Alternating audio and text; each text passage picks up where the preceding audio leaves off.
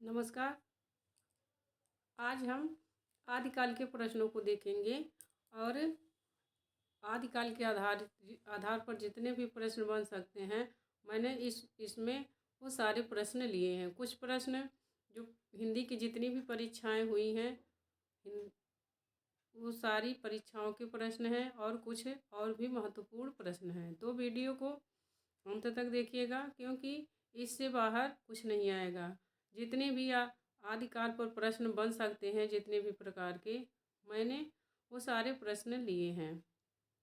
तो हमारा ये आदिकाल की जो सीरीज है ये चलेगी जब तक आदिकाल के सारे प्रश्न महत्वपूर्ण ख़त्म नहीं हो जाते हैं, तब तक रोज़ हम 100 प्रश्न देखेंगे। तो आज का पहला प्रश्न है आदिकाल के संबंधित, इसके बाद और आगे के प्रश्न होंगे।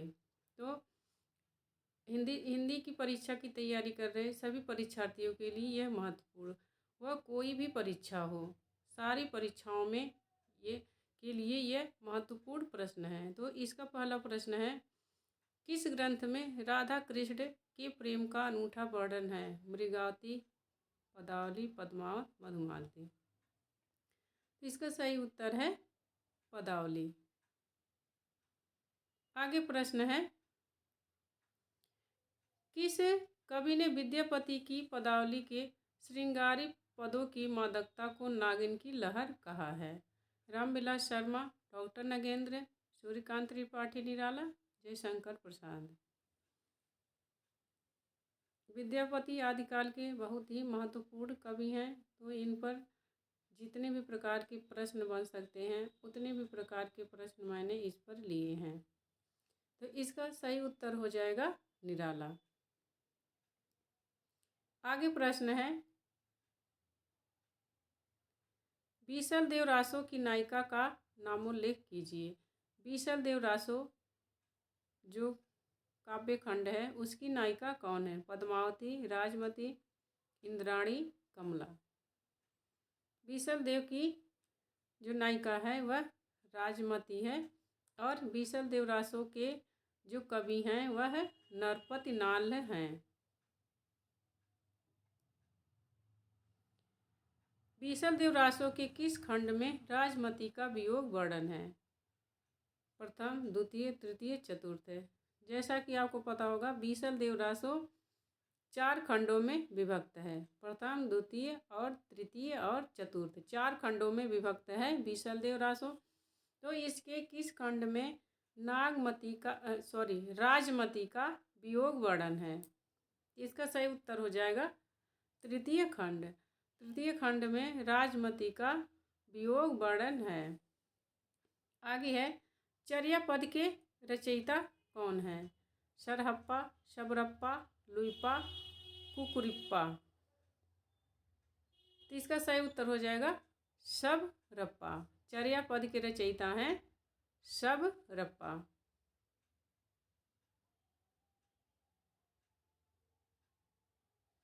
आगे प्रश्न है, पिउ चित्तौड़ न आव्यू सावन पहली तीज, जोवे बाट बिरहिड़ी, खिड़खिड़ आड़ खींच, संदेशो पिड़ साहिबा, पाछो फिरिय न देह, पंछी घाल्या पिंजरे, छूटड़ रो संदेहस। उक्त पंक्तियाँ किस रचना की हैं? पद्मावती, कुमार रासो, ढोला मारूरा दूहा और बीसल देव रासो। ये सारी जो रचनाएं हैं ये आदिकाल की हैं। तो इसमें पूछ रहा है कि इसमें से ये जो काव्य कृति, ये पंक्तियां हैं काव्य की, यह किस रचना की हैं? तो इसका सही उत्तर हो जाएगा यह कुमार रासो की काव्य पंक्तियां हैं, और इसके जो रचयिता हैं वह दलपति विजय हैं। आगे है, जयचंद प्रकाश के रचनाकार कौन है? जगनिक, भट्ट केदार, श्रीधर, नरपति नाल है। इसका सही उत्तर हो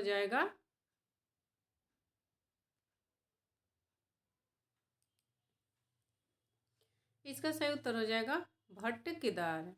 जयचंद प्रकाश के रचनाकार हैं भट्ट केदार। आगे है, रणमल छंद किसकी रचना है? रणमल छंद किसकी रचना है? जगनिक, भट्ट केदार, श्रीधर, नरपति नाल है। तो इसका सही उत्तर हो जाएगा श्रीधर। रणमल छंद रचना श्रीधर की है। आगे है, सिद्धों और योगियों की रचनाओं के संदर्भ में यह कथन किसका है? उनकी रचनाओं का जीवन की स्वाभाविक सारणियों, अनुभूतियों और दशाओं से कोई संबंध नहीं है। वह सांप्रदायिक शिक्षा मात्र है, शुद्ध साहित्य की कोटि में नहीं आ सकती। सिद्धों और योगियों के बारे में यह कथन किसका है?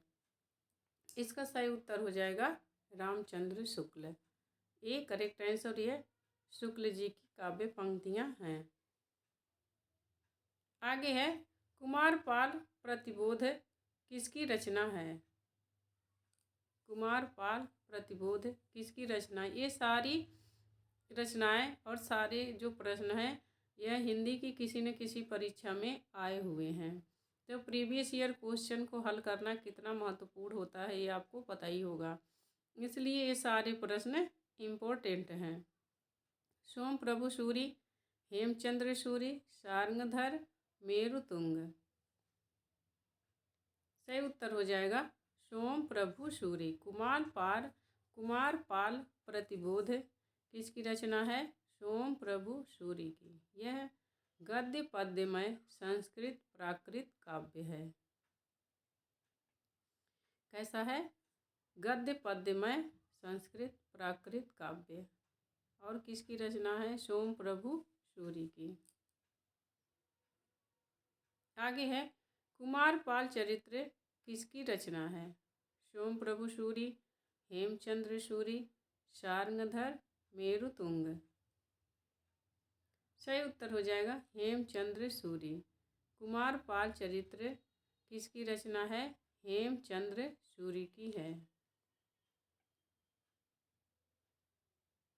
आगे प्रश्न है, हम्मीर रासो किसकी रचना है? सोम प्रभु सूरी, हेमचंद्र सूरी, शार्ंगधर, मेरुतुंग। हम्मीर रासो शार्ंगधर की रचना है। C correct answer. Prabandha Chintamani किसकी रचना है? सोम प्रभु सूरी, हेमचंद्र सूरी, शार्ंगधर, मेरुतुंग। तो प्रबंध चिंतामणि किसकी रचना है? मेरुतुंग की।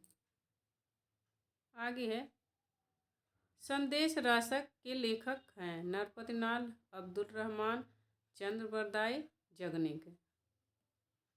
इसका सही उत्तर हो जाएगा अब्दुल रहमान। और ये धर्मेतर रास है, माने दूसरे धर्म के लोग ने लिखा। धर्म के इतर माने दूसरे धर्म से लिखा हुआ है। अब ये संदेश रासक, इसके कवि कौन है? रचयिता कौन है? अब्दुल रहमान।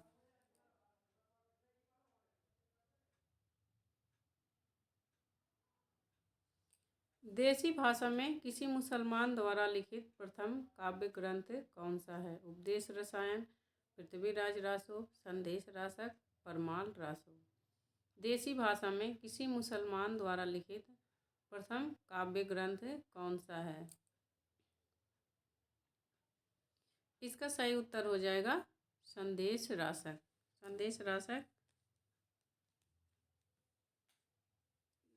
किसी मुस्लिम द्वारा लिखा गया प्रथम काव्य ग्रंथ है।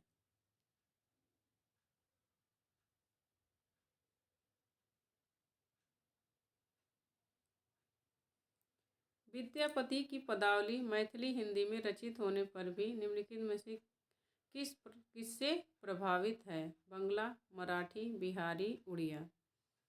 मैथिली में सबसे पहले तो यहाँ पर ये पता चल जाता है कि विद्यापति की पदावली किस भाषा में रचित है? मैथिली में। प्रश्न ये भी पूछा जाता है कि पदावली किस भाषा में रचित है? मैथिली में।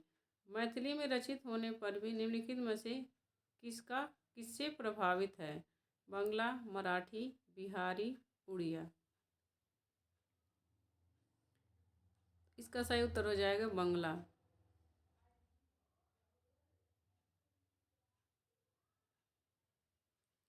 विद्यापति किस संप्रदाय के थे? वैष्णव, शैव, राम भक्ति शाखा, कृष्ण भक्ति शाखा। इसका सही उत्तर हो जाएगा शैव थे। विद्यापति शैव थे। गोरक्ष विजय किसकी रचना है? नरपति नाल है, अब्दुल रहमान, चंद्रप्रदाय, विद्यापति। तो गोरक्ष विजय किसकी रचना है? विद्यापति की है। अब यहाँ पर ये टेबल है विद्यापति की रचनाओं से संबंधित जो बहुत ही महत्वपूर्ण है। सबसे पहले यह जान लेना है कि विद्यापति ने कितनी भाषाओं में रचना की है? 3, संस्कृत, अवहट्ट और मैथिली। तो प्रश्न इसी से पूछ लेगा, जैसे दे देगा कीर्तिलता विद्यापति की किस भाषा में रचित है। तो यहाँ पर इस टेबल से आप जान लीजिए कीर्तिलता कीर्ति पताका अवहट्ट की रचनाएं हैं। मैथिली में रचित है पदावली और गोरक्ष विजय। विद्यापति की पदावली और गोरक्ष विजय मैथिली में रचित है और बाकी की सारी रचनाएं उनकी किस भाषा में है? संस्कृत में है। शैव सर्वस्व सार, गंगा वाक्यावली, भू परिक्रमा, दान वाक्यावली, विभाग सार, लिखनावली, दुर्गा भक्ति तरंगिणी। इतनी सारी रचनाएं इनकी संस्कृत भाषा में हैं। और बच्चन सिंह ने विद्यापति को कौन सा कवि कहा? जातीय कवि कहा है। प्रश्न पूछ लेगा कि विद्यापति को जातीय कवि किसने कहा है? तो बच्चन सिंह ने कहा है। या प्रश्न ऐसे पूछ लेगा कि बच्चन सिंह ने किस कवि को जातीय कवि कहा है। और आगे है कि हजारी प्रसाद द्विवेदी ने विद्यापति को श्रृंगार रस के सिद्ध वाक कवि कहा है। श्रृंगार रस के सिद्ध वाक कवि।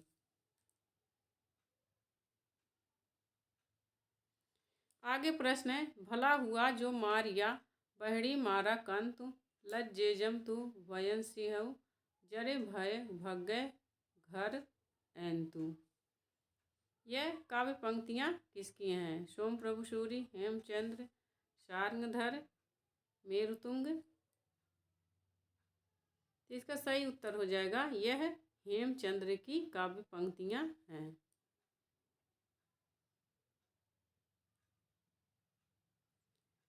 सिद्ध हेमचंद्र शब्दानुशासन किस प्रकार का ग्रंथ है? प्रेमाख्यानक, व्याकरण ग्रंथ, रासो ग्रंथ, संदेश रासक।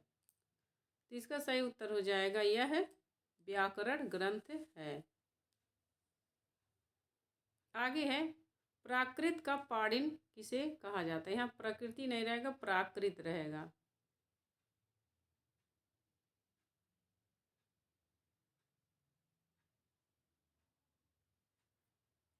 प्राकृत का पाणिन किसे कहा जाता है? सही उत्तर हो जाएगा हेमचंद्र। हेमचंद्र को प्राकृत का पाणिन कहा जाता है। आगे प्रश्न है आदिकाल को चारण काल इनमें से किस साहित्य के इतिहास के लेखक ने कहा है? आदिकाल को चारण काल। शिव सिंह सेंगर, मिश्र बंधु, राम कुमार वर्मा, डॉक्टर मोहन अवस्थी।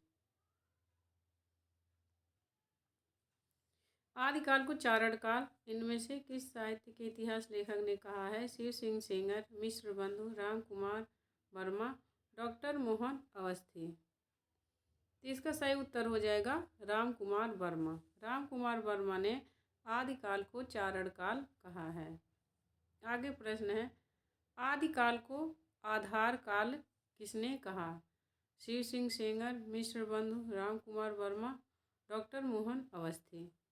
इसका सही उत्तर हो जाएगा डॉक्टर मोहन अवस्थी ने आदिकाल को आधार काल कहा है।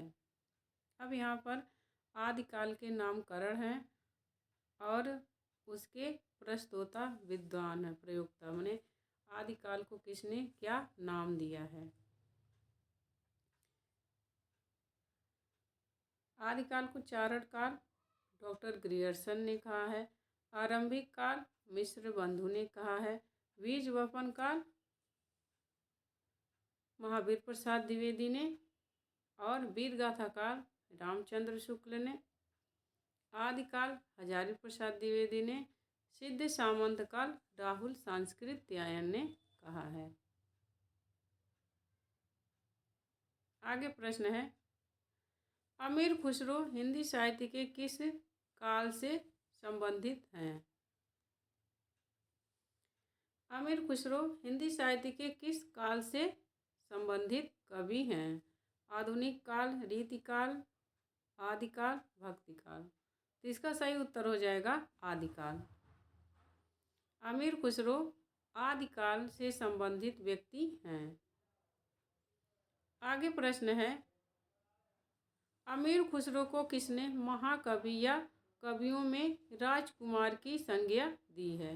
रामचंद्र शुक्ल, हजारी प्रसाद द्विवेदी, डॉक्टर ईश्वरी प्रसाद, राहुल सांस्कृत्यायन। तो इसका सही उत्तर हो जाएगा डॉक्टर ईश्वरी प्रसाद ने अमीर खुसरो को महाकवि या कवियों में राजकुमार की संज्ञा दी है। खालिक बारी दो सुखने किसकी रचना है? नरपतिनाल, जगनिक, अमीर खुसरो, विद्यापति।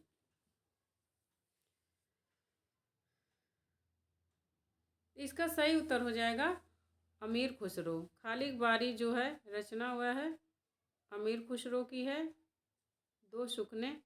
और अमीर खुसरो ने पहेलियाँ, मुकरियाँ और गज़ल भी लिखे हैं।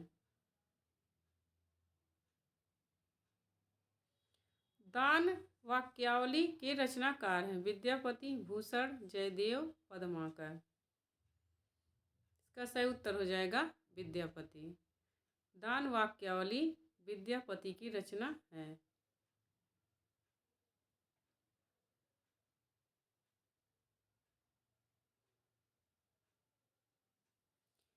विद्यापति को कृष्ण भक्तों की परंपरा में न समझना चाहिए। इनमें से यह किसका कहना है? विद्यापति को कृष्ण भक्तों की परंपरा में न समझना चाहिए। हजारी प्रसाद द्विवेदी, रामचंद्र शुक्ल, राम कुमार वर्मा, बच्चन सिंह।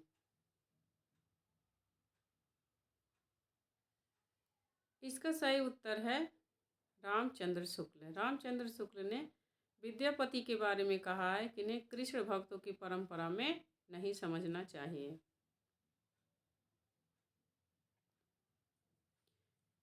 हजारी प्रसाद द्विवेदी ने विद्यापति को श्रृंगार रस के वाक सिद्ध कवि कहा है।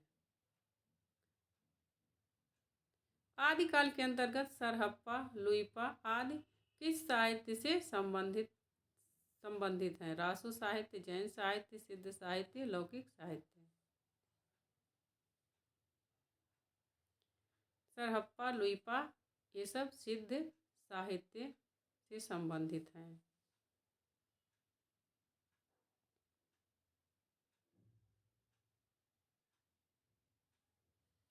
निम्नलिखित काव्य धाराओं में कौन सी काव्य धारा भक्ति काल के अंतर्गत नहीं आती?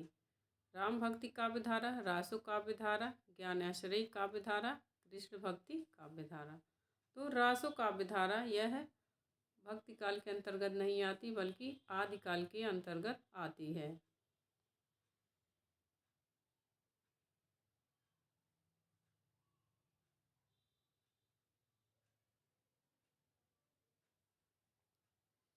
सिद्ध सामंत युग की कविताओं की सृष्टि आकाश में नहीं हुई है, वह हमारे देश की ठोस धरती की उपज है। यह कथन किसका है? सिद्ध सामंत युग की कविताओं की सृष्टि आकाश में नहीं हुई है, वह हमारे देश की ठोस धरती की उपज है। यह कथन किसका है? रामचंद्र शुक्ल, हजारी प्रसाद द्विवेदी, मिश्र बंधु, राहुल सांस्कृत्यायन।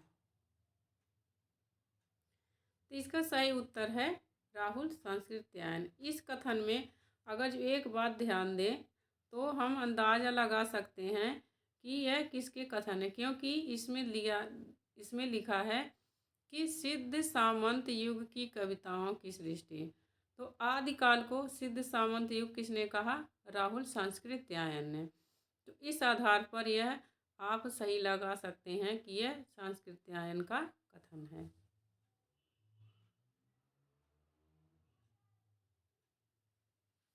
जिस साहित्य में केवल धार्मिक उपदेश हो उसे वह साहित्य निश्चित रूप से भिन्न है, जिसमें धर्म भावना प्रेरक शक्ति के रूप में काम कर रही हूँ।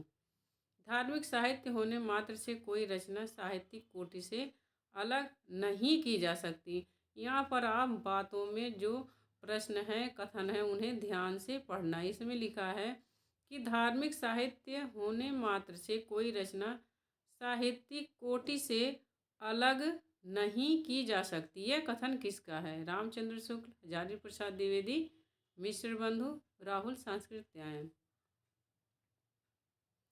तो इसका सही उत्तर हो जाएगा हजारी प्रसाद द्विवेदी। इस कथन में भी आप अपना दिमाग लगा सकते हैं कि शुक्ल जी ने इसका खंडन किया है कि जो सिद्ध साहित्य हैं उन्होंने स्थान नहीं दिया है आदिकाल में, और हजारी प्रसाद द्विवेदी ने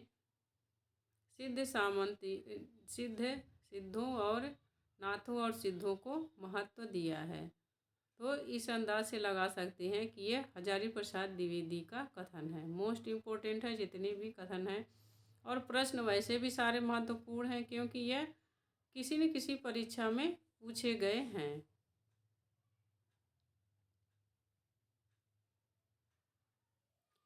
इस संबंध में इसके अतिरिक्त और कुछ कहने की जगह नहीं है कि यह पूरा ग्रंथ वास्तव में जाली है। पृथ्वीराज रासो विषयक यह स्थापना किसकी है? रामचंद्र शुक्ल, कविराज श्यामल दास, डॉक्टर वूलर, गौरी शंकर, हीराचंद ओझा। तो इसका सही उत्तर हो जाएगा रामचंद्र शुक्ल। यहाँ पर मोस्ट इम्पोर्टेंट टेबल है कि जो पृथ्वीराज रासो है उसके प्रामाणिकता पर बहुत प्रश्न बनते हैं, और यह निश्चित रहता है कि इस पर एक प्रश्न बन ही जाता है। तो यहाँ पर पृथ्वीराज रासो को 3 कैटेगरी में बांटा गया है। कुछ विद्वानों ने अप्रमाणिक माना है, तो किसी ने प्रमाणिक माना है, तो किसी ने उसे अर्ध प्रमाणिक मान लिया, आधा प्रमाणिक आधा अप्रमाणिक। तो अप्रमाणिक मानने वाले विद्वान हैं इसमें डॉक्टर वूलर, गौरी शंकर, हीराचंद ओझा, आचार्य रामचंद्र शुक्ल, देवी प्रसाद, कविराज श्यामल दास।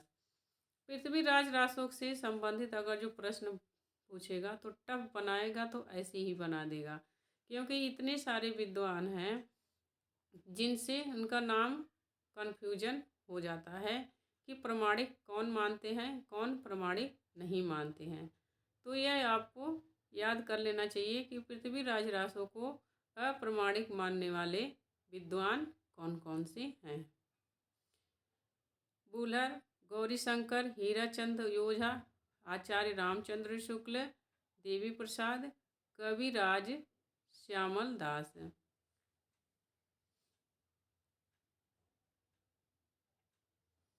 अब आगे है ऊपर तो अप्रमाणिक था, अब नीचे है प्रमाणिक मानने वाले विद्वान। तो श्याम सुंदर दास, कर्नल टॉड, मिश्र बंधु, मोहनलाल, विष्णुलाल पांडे, 4 लोगों ने प्रमाणिक माना है, 5 लोगों ने अप्रमाणिक माना है, 3 लोगों ने अर्ध प्रमाणिक माना है। अर्ध प्रमाणिक मानने वाले विद्वान आचार्य हजारी प्रसाद द्विवेदी, डॉक्टर सुनीत कुमार चटर्जी, डॉक्टर दशरथ ओझा।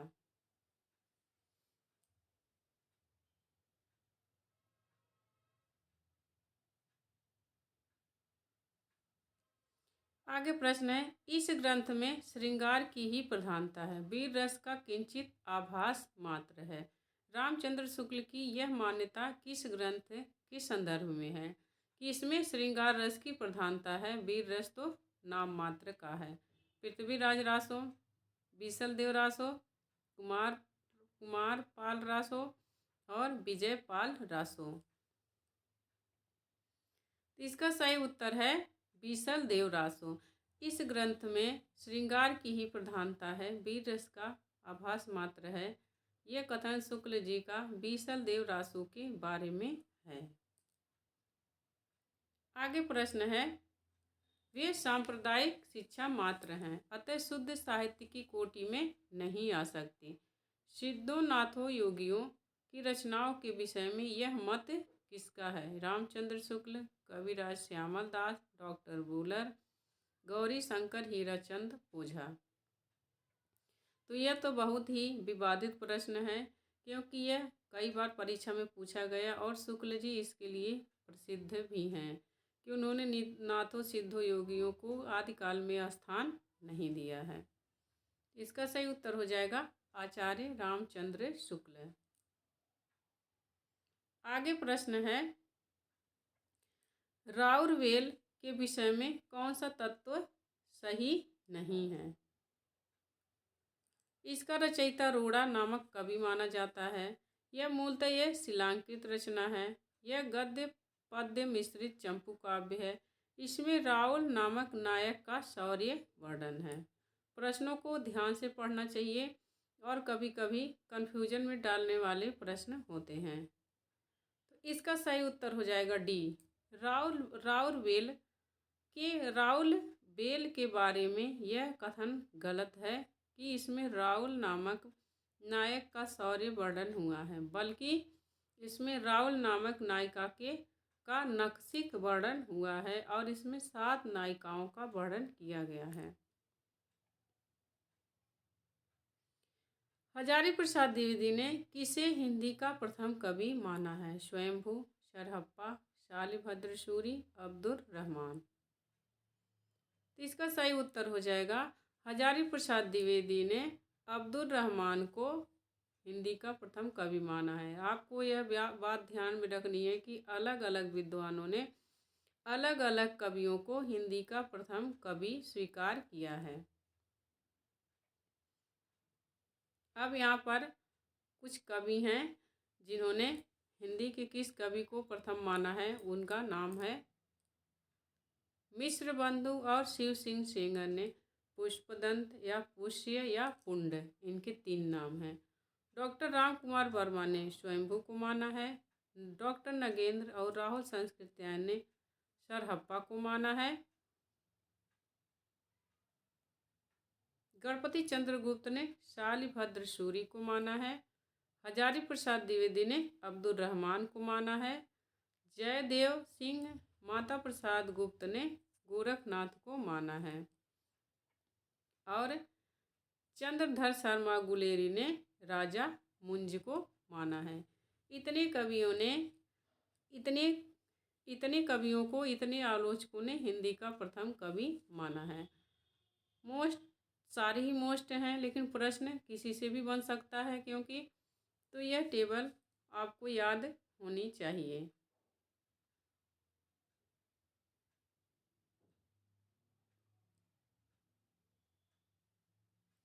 यहाँ पर रचना मिलाना है और रचनाकार मिलाना है। कौन सा विकल्प सुमेलित नहीं है? श्रौकाचार, देवसेन, नेमिनाथ रास, सुमतिगण, भारतेश्वर बाहुबली रास, शालिभद्र सूरी, रेवंत गिरिदास, जिन धर्म सूरी।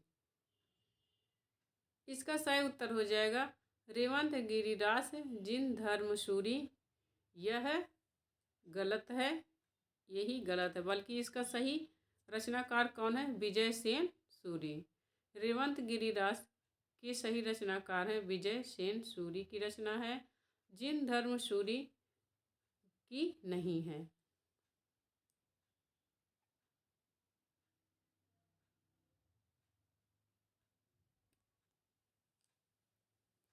सरहप्पा से संबंधित कौन सा तथ्य सही नहीं है? वे सिद्ध साहित्य के प्रारंभ करता हैं। दोहा कोश उनकी प्रसिद्ध रचना है। उनकी भाषा सर्वत्र सीधी सरल मानी जाती है। उन्होंने अंतः साधना पर जोर देते हुए पंडितों को फटकार लगाई है। इसका सही उत्तर हो जाएगा सी। उनकी भाषा सर्वत्र सीधी सरल मानी जाती है। यह सरहप्पा के बारे में गलत है, क्योंकि आदिकाल के जितने भी कवि हैं उनकी रचनाएं अपभ्रंश में लिखी हुई हैं, तो उनकी भाषा कठिन है।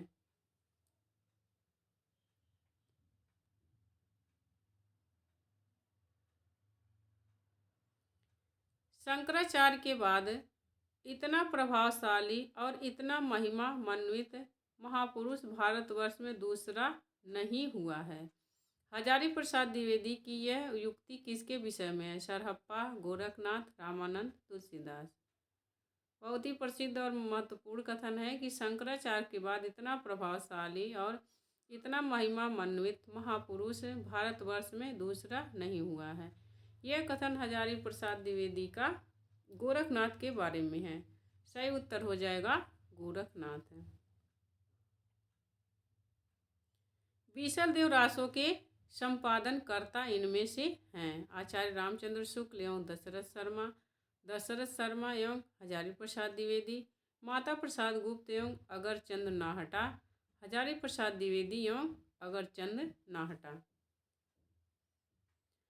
तो इसका सही उत्तर है बीसलदेव रासो के संपादन करता है माता प्रसाद गुप्त एवं अगरचंद नाहटा।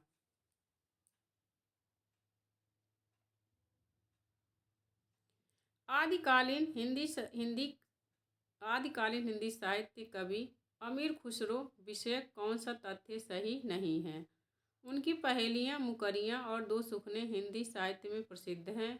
उनकी रचनाओं में खड़ी बोली काव्य भाषा बनने का प्रयास कर रही थी।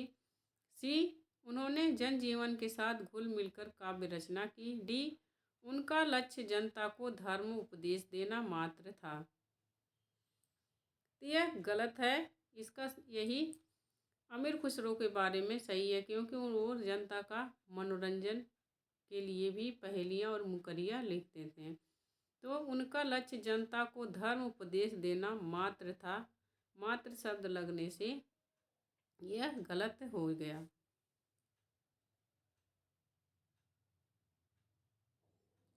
शुक्ल के अनुसार किस रचना के आधार पर विद्यापति मैथिल कोकिल कहलाए? पदावली, कीर्तिलता, कीर्ति पताका, लिखनावली। सही उत्तर हो जाएगा पदावली। पदावली के कारण विद्यापति मैथिल कोकिल कहलाए, क्योंकि पदावली मैथिली में लिखी गई रचना है विद्यापति की। इनमें से कौन सा विवरण सही नहीं है? सिद्धों की वाम मार्गी भोग साधना की प्रतिक्रिया में नाथपंथियों की हठ योग साधना प्रारंभ हुई। बी, जैन साहित्य आचार, रास, फाग और चरित्र आदि शैलियों में रचा गया। सी, हिंदी प्रदेश के पूर्वी भाग में जैन साधुओं ने हिंदी कविताओं के माध्यम से जैन मत का प्रचार किया। सिद्ध साहित्य बौद्ध धर्म की वज्रयान शाखा से विकसित हुआ। इसमें से आपको सही नहीं है, जो गलत है उसको छांटना है कि इस विवरण में से कौन सा गलत है। तो इसका सही जो गलत है वह हिंदी प्रदेश के पूर्वी भाग में जैन साधुओं ने हिंदी कविताओं के माध्यम से जैन मत का प्रचार किया, यह गलत है।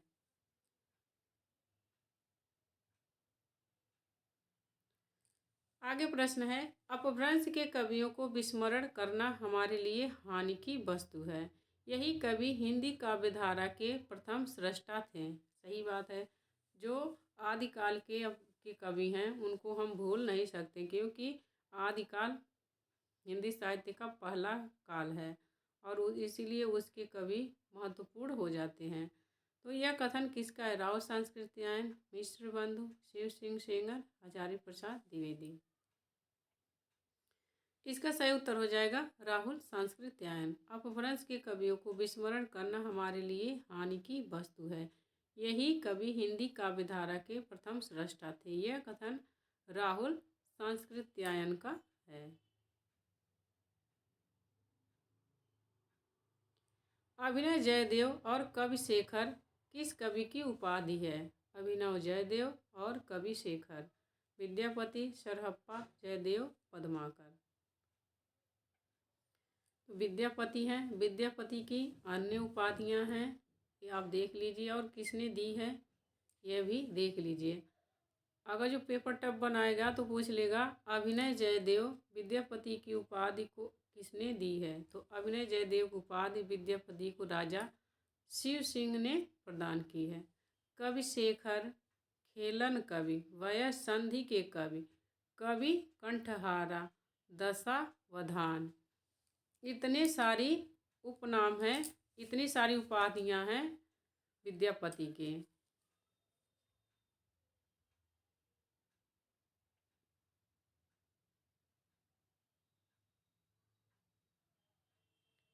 इस पुस्तक की भाषा को कवि ने स्वयं अवहट्ट कहा था। इसमें बीच बीच में मैथिली भाषा के प्रयोग आ गए हैं। भाषा के अध्ययन की दृष्टि से इस पुस्तक का महत्व है ही। आचार्य हजारी प्रसाद द्विवेदी का यह कथन किस कृति के संदर्भ में है?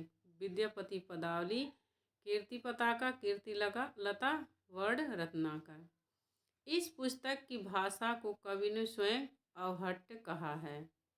देसिल बना तब जन मिट्टा, तय तमपौ जमपौ अवहट्टा। तो यह किसकी है? कीर्ति लता की है और यह विद्यापति के कीर्ति लता के बारे में है। आचार्य हजारी प्रसाद द्विवेदी का यह कथन। आगे है साधारणतः सन ईस्वी की 10वीं से लेकर 14वीं शताब्दी के काल को हिंदी साहित्य का आदिकाल कहा जाता है। हिंदी काल के प्रारंभिक काल विषयक कथन किस विद्वान का है? रामचंद्र शुक्ल, हजारी प्रसाद द्विवेदी, मिश्र बंधु, राहुल सांस्कृत्यायन।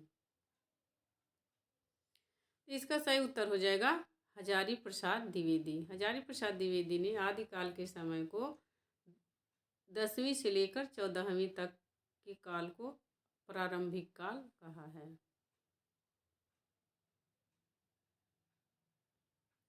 चौपाई दोहे का सबसे पुराना प्रयोग शायद यही है।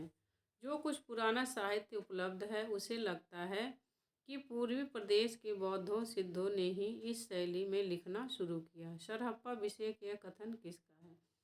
यहाँ पर आपको एक बात और ध्यान में देनी चाहिए कि अगर जो पूर्वी प्रदेश जो बौद्ध और सिद्धों का इस साहित्य का बौद्ध और सिद्धों का जो क्षेत्र था वह कौन सा था? पूर्वी था, बल्कि न कि जैनों का। रामचंद्र शुक्ल, हजारी प्रसाद द्विवेदी, मिश्र बंधु, राहुल सांस्कृत्यायन। तो इसका सही उत्तर है हजारी प्रसाद द्विवेदी। हजारी प्रसाद द्विवेदी का यह सरहप्पा के विषय में यह कथन है कि दोहे चौपाई का सबसे पुराना प्रयोग शायद यही है। जो कुछ पुराना साहित्य उपलब्ध है वह पूर्वी प्रदेश के बौद्धों सिद्धों ने ही इस शैली में लिखना शुरू किया। अब यहाँ पर आपको सुमेलित करना है कि कौन सी रचना सुमेलित नहीं है। चंदन बाला रास आसग, स्थूलिभद्र रास विजय सेन सूरी, उक्ति व्यक्ति प्रकरण दामोदर पंडित और वर्ण रत्नाकर ज्योतिश्वर ठाकुर। इसका सही उत्तर हो जाएगा बी, शूलिभद्र रास विजय सेन सूरी। यह सुमेलित नहीं है।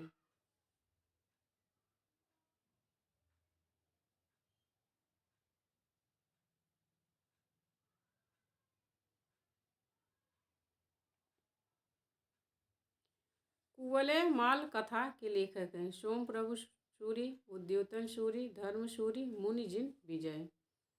तो कुवलय माल कथा के लेखक हैं उद्योतन सूरी।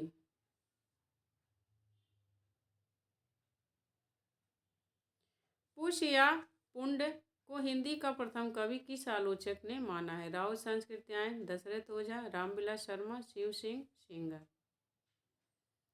सही उत्तर हो जाएगा शिव सिंह सेंगर।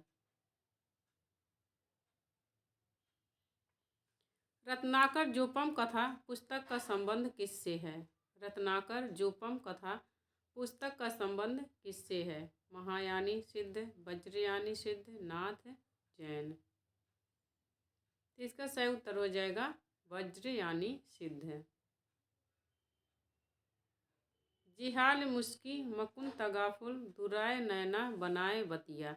इस पंक्ति के रचनाकार कौन हैं? अमीर खुसरो, कबीर, रज्जब, मलिक मोहम्मद जायसी।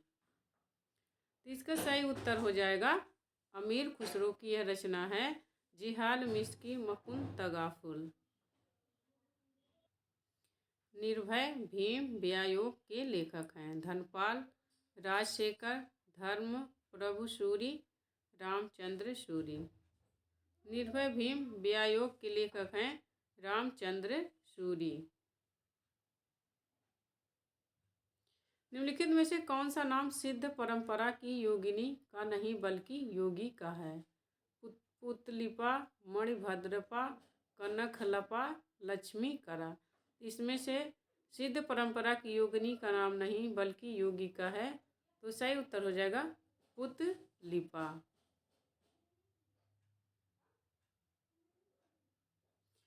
हिंदवी शब्द का प्रथम प्रयोग किस इतिहासकार ने किया है? Ramchandra Shukla, Ibn Battuta, Abu Saeed बदाऊनी। हिंदवी शब्द का प्रथम प्रयोग किसने किया है? अबू सईद ने।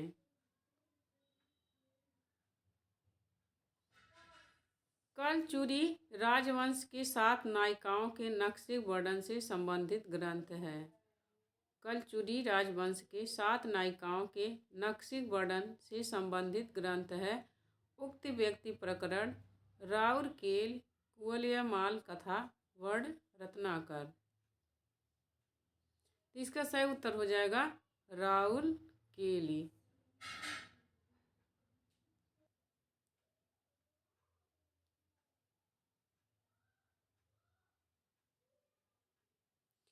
काम भाव और शरीर का सौंदर्य उनके यहाँ उत्सव रूप में है। विद्यापति के संदर्भ में यह कथन किसका है? काम भाव और शरीर का सौंदर्य उनके यहाँ उत्सव रूप में है। रामस्वरूप चतुर्वेदी, डॉक्टर नगेंद्र, बच्चन सिंह, रामचंद्र शुक्ल। इसका सही उत्तर हो जाएगा रामस्वरूप चतुर्वेदी।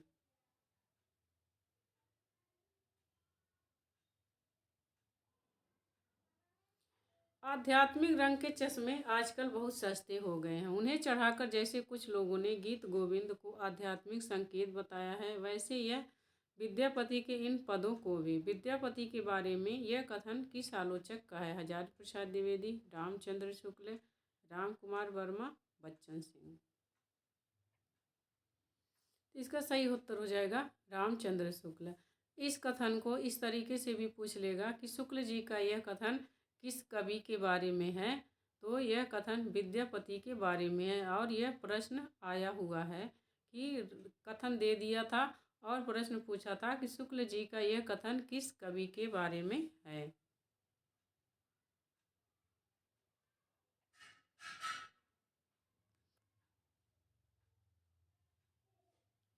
अपभ्रंश में दोहा काव्य की परंपरा का आरंभ किस कवि ने किया? हेमचंद्र, जोइंदू, धर्मपाल, सोमनाथ। इसका सही उत्तर हो जाएगा जोइंदू। अपभ्रंश में दोहा काव्य की परंपरा का आरंभ किस कवि ने किया? तो जोइंदू ने किया। आगे है निम्नलिखित में से किस काव्यधारा में सहज भोग मार्ग से सजीव को महासुख की ओर उन्मुख किया गया है?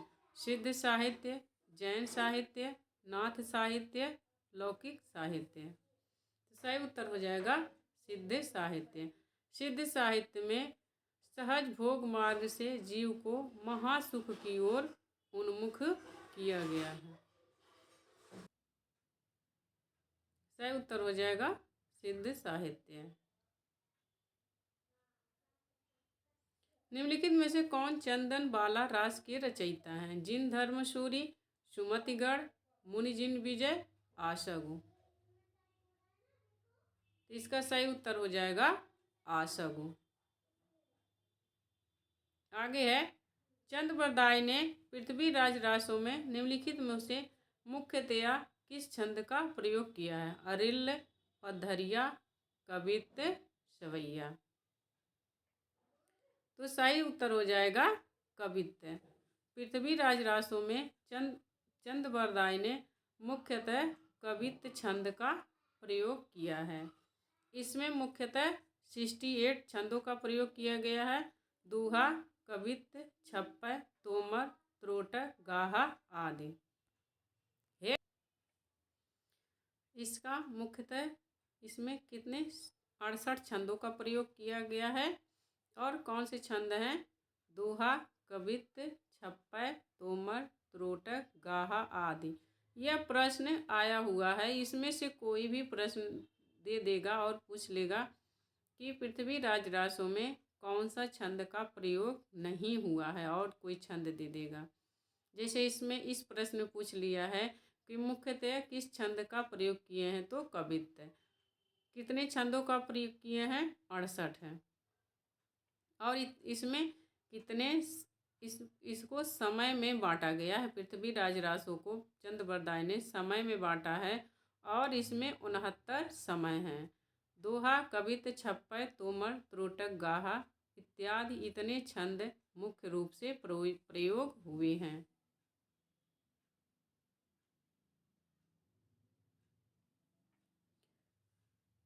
सिद्धों की योगियों की रचनाएं साहित्य की कोटि में नहीं आती है और योग धारा काव्य साहित्य की कोई धारा नहीं मानी जा सकती। यह कथन किस आलोचक का है कि सिद्धों और योगियों की रचनाएं साहित्य की कोटि में नहीं आती और योग धारा काव्य साहित्य की कोई धारा नहीं मानी जा सकती है। यह कथन किस आलोचक का है? हजारी प्रसाद द्विवेदी, रामचंद्र शुक्ल, राम कुमार वर्मा, राहुल सांस्कृत्यायन। तो इसका सही उत्तर हो जाएगा रामचंद्र शुक्ल।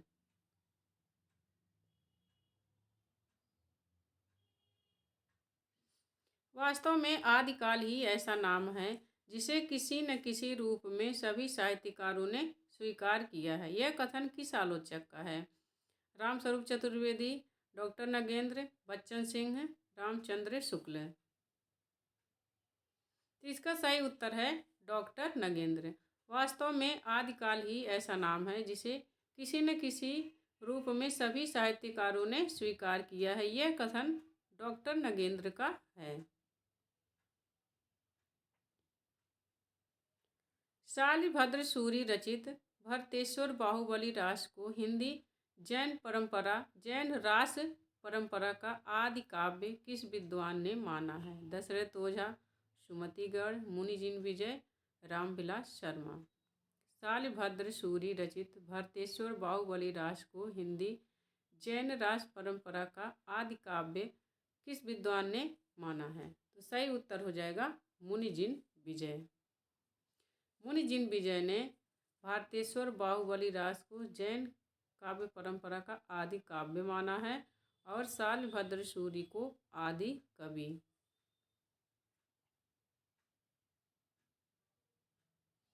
विद्यापति ने अपना कौन सा ग्रंथ मैथिली भाषा में लिखा है? पदावली, गंगा वाक्यावली, कीर्तिलता, मणि मंजरी। इसका सही उत्तर हो जाएगा पदावली की भाषा क्या है? मैथिली है। पौमचर्यू में किसका वर्णन है? शिव, पार्वती, सीता, राम। तो इसका सही उत्तर हो जाएगा राम। पौमचर्यू में राम का वर्णन है।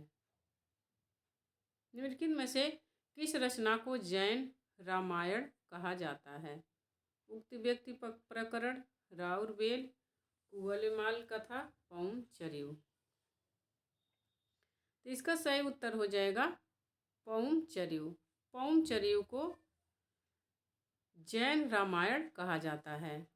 अब इसके बारे में कुछ इम्पोर्टेंट कथन हैं, उसको देख लेते हैं।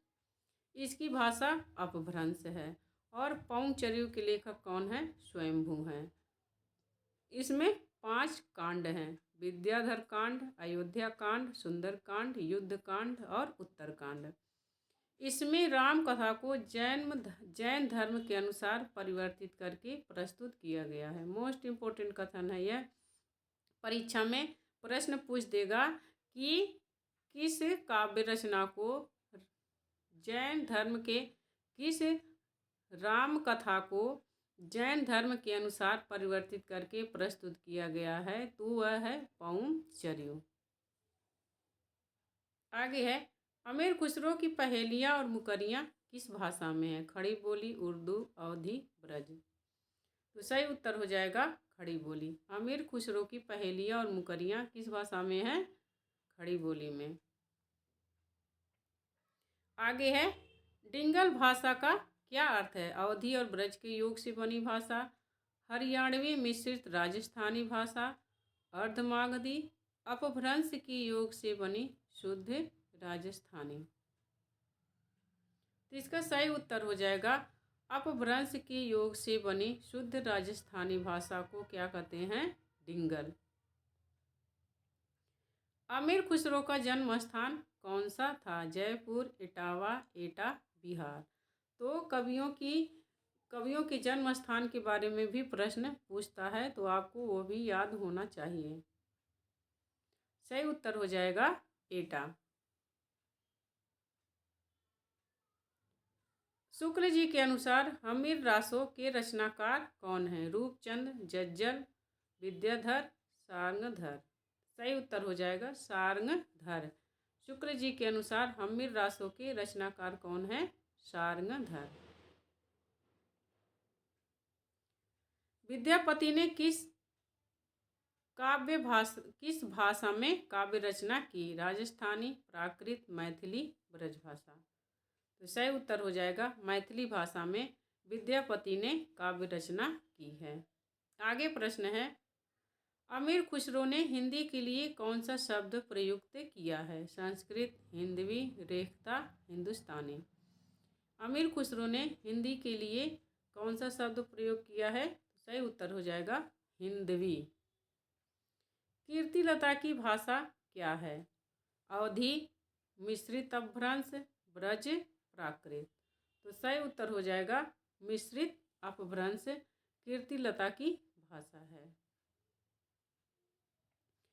बालचंद बिजवाई भाषा, दुहनहि लग गए दुज्जन हास, विद्यापति की किस रचना की पंक्तियां हैं?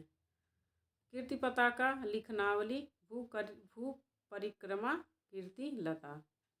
तो सही उत्तर हो जाएगा यह कीर्तिलता की पंक्तियां हैं, मोस्ट इम्पोर्टेंट पंक्तियां हैं कि बालचंद बिजवाई भाषा, दुहने लग गए दुज्जन हासा। ये आया हुआ प्रश्न है और यह बहुत कम आता है प्रश्न। देसिल बयाना सब जन मिठा तो बहुत बार बहुत परीक्षाओं में पूछ लिया है विद्यापति का, लेकिन तो यह बहुत बार नहीं पूछा है। निम्न में से कौन सी अमीर खुसरो की रचना नहीं है? पहेलियाँ तथा मुकरियाँ, पुरुष परीक्षा, दो सुखने, खालिक बारी। तो सही उत्तर हो जाएगा पुरुष परीक्षा। पुरुष परीक्षा विद्यापति की रचना है, अमीर खुसरो की नहीं।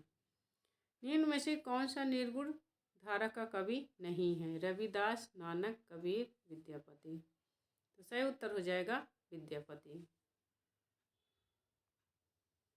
ढोला मारूरा दूहा में ढोला के पिता का क्या नाम है?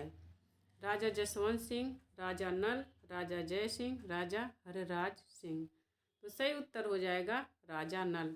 ढोला के पिता का नाम क्या है? राजा नल सिंह। यहाँ ढोला रहेगा, आ मात्रा आप लगा लेना ल पे।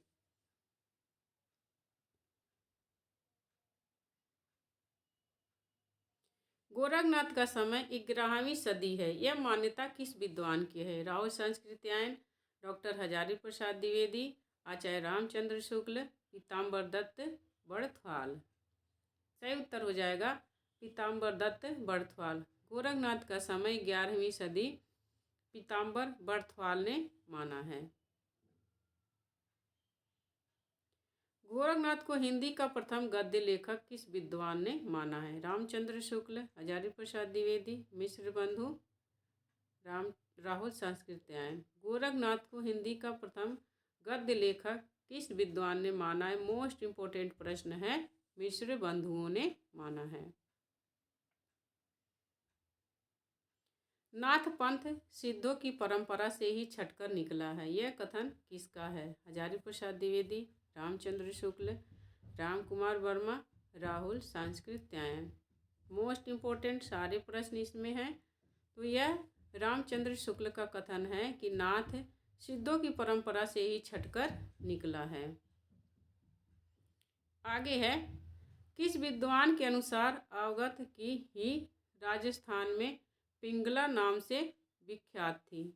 सॉरी, यहाँ मिसप्रिंट हो गया है।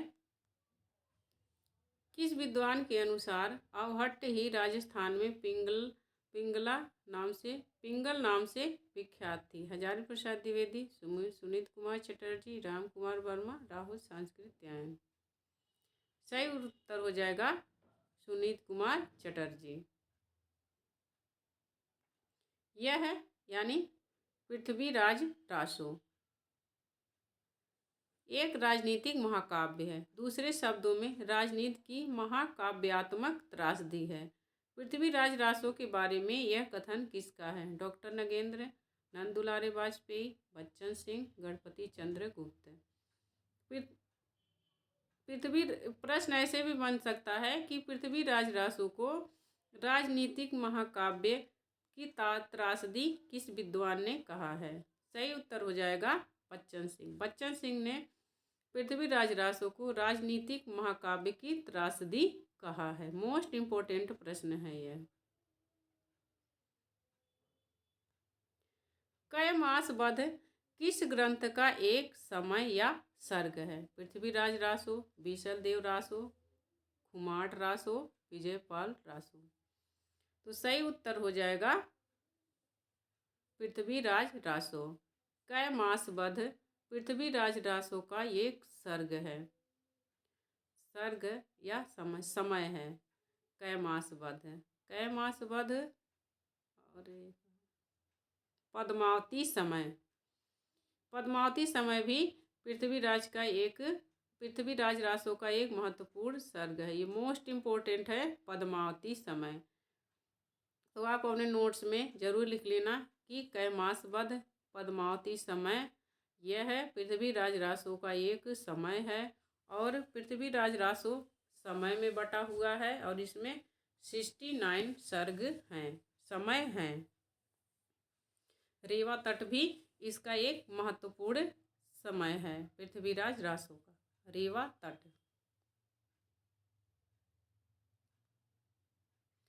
पृथ्वीराज रासो को किस विद्वान ने हिंदी का प्रथम महाकाव्य और चंद्रबरदाई को हिंदी का प्रथम महाकवि माना है? हजारी प्रसाद द्विवेदी, राहुल सांस्कृत्यायन, रामचंद्र शुक्ल, राम कुमार वर्मा, राहुल सांस्कृत्यायन। तो इसका सही उत्तर हो जाएगा रामचंद्र शुक्ल। शुक्ल जी ने पृथ्वीराज रासो को भले ही अप्रामाणिक माना हो, लेकिन तो वह पृथ्वीराज रासो को हिंदी का प्रथम महाकाव्य मानते हैं और चंद्रबरदाई को हिंदी का प्रथम महाकवि मानते हैं। तो अप्रामाणिक मानने से आप इस प्रश्न को लेकर कंफ्यूजन में मत रहना। आगे प्रश्न है, पृथ्वीराज रासो को किसने पूरा किया था? रूपचंद, जज्जल, विद्याधर, जल्हड़। तो सही उत्तर हो जाएगा जल्हड़। पृथ्वीराज रासो को उनके पुत्र जल्हड़ ने पूरा किया था। जब पृथ्वीराज चौहान को मोहम्मद गोरी बंदी कर लेता है तो उन्हें छुड़ाने के लिए चंद्रबरदाई अपनी रचना जल्हड़ को दे के चल सकते हैं। वो इसकी बहुत ही प्रसिद्ध कविता है कि पुस्तक जल्हड़ हत दय आप चले नृप काज। तो मोस्ट इम्पोर्टेंट ये काव्य पंक्तियां हैं पृथ्वीराज रासो के। इसमें प्रश्न इससे पूछ लेगा कि किस कवि के बारे में पूछा जा रहा है। तो पुस्तक जल्हड़ हत दय आप चले नृप काज, तो यह पृथ्वीराज रासो के बारे में है और चंद्रबरदाई के बारे में है।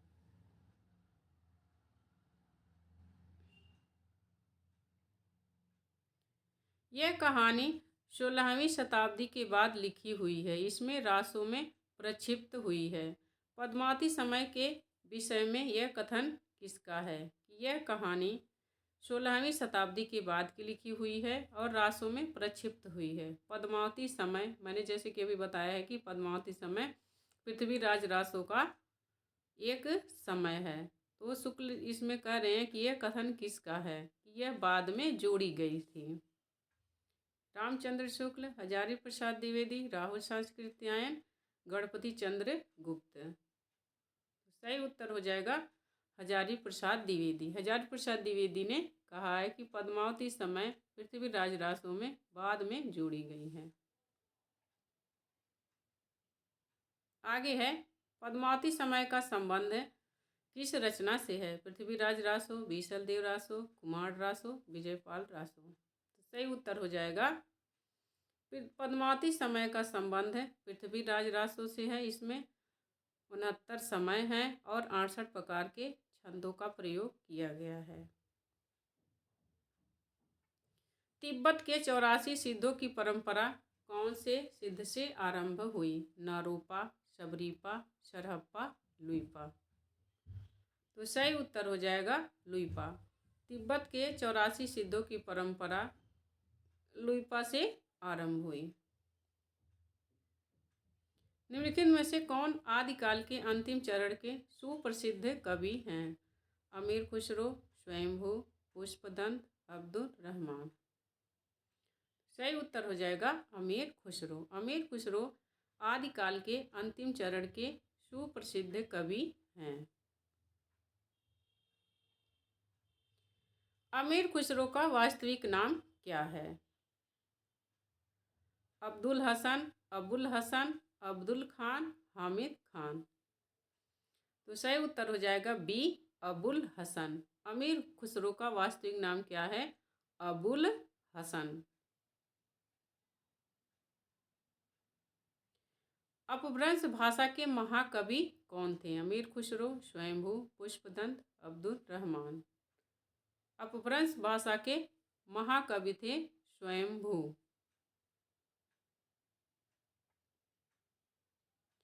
भरत मुनि ने अपभ्रंश भाषा को क्या नाम दिया है? लोक भाषा, जन भाषा, देश भाषा, अशुद्ध भाषा। तो भरत मुनि ने अपभ्रंश को देश भाषा कहा है। सही उत्तर सी। आगे है अपभ्रंश से विभिन्न प्रचलित बोलचाल की भाषा को देश भाषा किसने कहा है? भरत मुनि, नानक, स्वयंभू, विद्यापति। सही उत्तर हो जाएगा विद्यापति। अपभ्रंश से विभिन्न प्रचलित बोलचाल की भाषा को देश भाषा किसने कहा है? विद्यापति। आगे है इनमें से कौन सा ग्रंथ लौकिक चरित काव्य माना जाता है? भविष्यत कहा, योगसार, परमात्म प्रकाश, पाहुड़ दोहा। तो सही उत्तर हो जाएगा भविष्यत कहा। भविष्यत कहा को लौकिक चरित काव्य माना जाता है। पाहुड़ दोहा के लेखक कौन हैं? राम सिंह, धनपाल, नेमिनाथ, गोरखनाथ। सही उत्तर हो जाएगा राम सिंह। पाहुड़ दोहा के लेखक राम सिंह हैं। योगसार परमात्म प्रकाश के लेखक हैं हेमचंद, जुइंदु, धर्मपाल, सोमनाथ है।